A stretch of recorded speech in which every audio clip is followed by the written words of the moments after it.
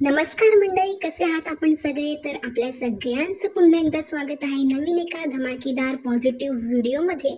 तर तुम्हाला थोडाफार अंदाजा आलाच असेल थंबनेल आणि टायटल बघून की आजचा व्हिडिओ कोणा संदर्भात आहे. रिसेंटली या 1-2 दिवसामध्ये जे काही प्रकरण घडत आहे आपल्या वहिनाबाई आणि ह्या ज्या मावशा फावशा आहेत तर त्यांच्यामध्ये, तर ते आपण कॉन्ट्रोवर्सीज म्हणू शकतो त्याला एक प्रकारे. ते सगळं चाललं आहे तर ते आपण सगळ्यांनी बघितलं आहे, ऐकलं सुद्धा आहे, हो की नाही? तर थोड्याशा गोष्टी इथे मी सुद्धा क्लिअर करणार आहे माझ्या पॉईंट ऑफ व्ह्यूने.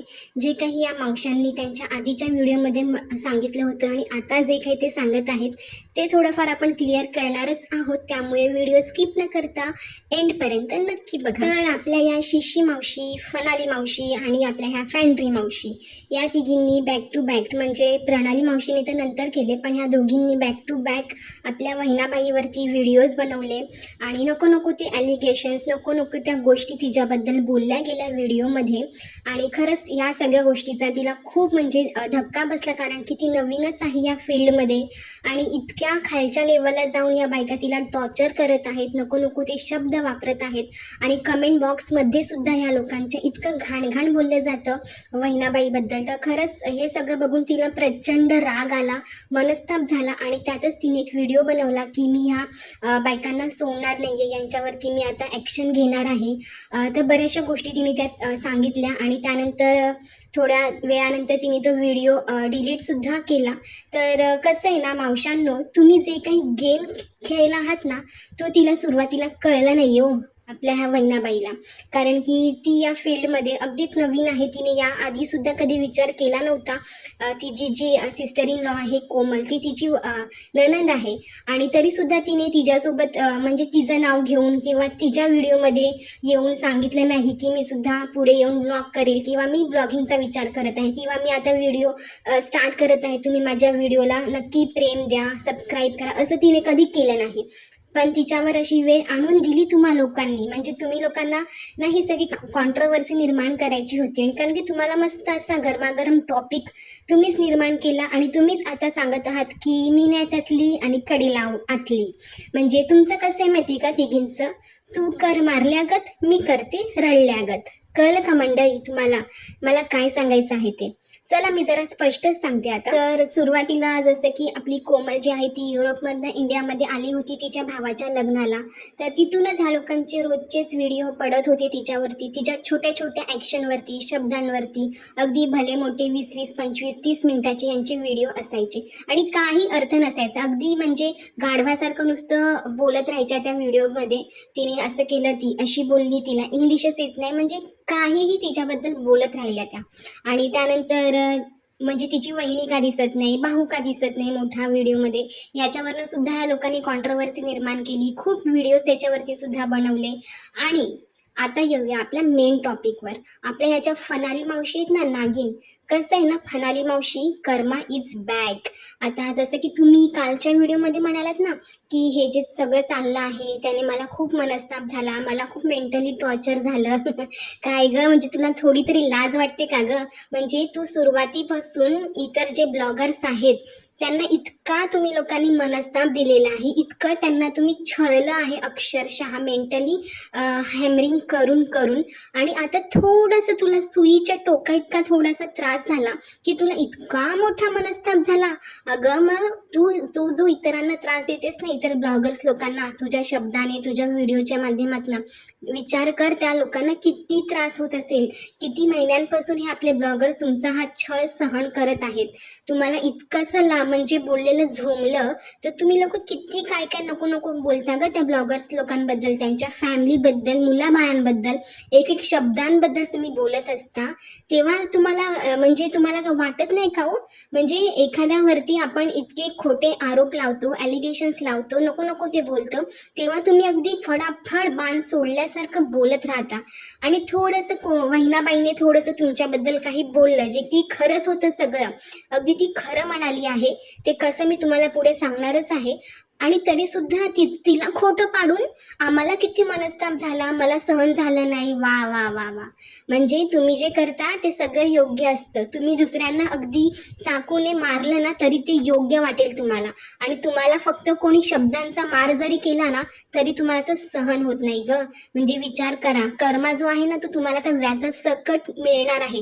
ही तर आता सुरुवातच झाली आहे ग फनाली मावशी. मंडळी, आपण या फनाली मावशींच्या व्हिडिओमध्ये, आधीच्या व्हिडिओमध्ये खूप वेळा ऐकलं आहे की मीच त्या वहिनाबाईंना सांगितलं की इंस्टाग्रामवर व्हिडिओ टाकू नका, कोमलची पोलखल तुला करायची असेल तर तू यूट्यूबवरती ये, तिचा जास्तीत जास्त ऑडियन्स जो आहे तो यूट्यूबवरती आहे, मी सुद्धा तुझी लिंक शेअर करेल, मी सुद्धा तुला सपोर्ट करेल आणि तिची आपण चांगली जिरवूया, तिची पोलखोल करूया, तिच्याबद्दल नको नको ते खोटं खोटं तू सांग.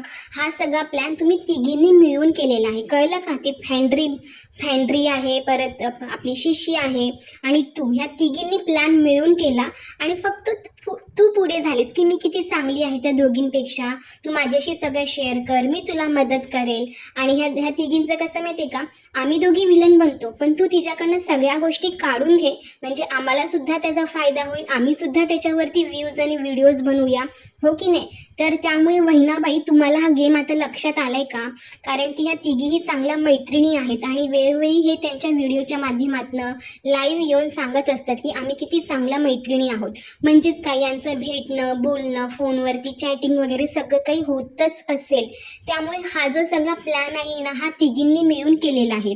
म्हणजे फॅन्ड्री आणि शिशी तुमच्या अगेन्स्ट व्हिडिओ बनवत होत्या आणि ही आपली फनाली मावशी नागिन ही तुझ्या बाजूने येऊन तुला गोड गोड बोलून तुझ्याकडनं घरातल्या सगळ्या गोष्टी काढून घेत होती आणि त्या दोघींना सुद्धा सांगत होती. आणि त्याच्यावरतीच मग ह्या तिघींनी, म्हणजे ह्या दोघींनी आधी व्हिडिओ बनवले आणि कालचा व्हिडिओ जो आपण बघितला ना फनाली मावशीच्या, अक्षरशः खोटं बोलली आहे ती बाई.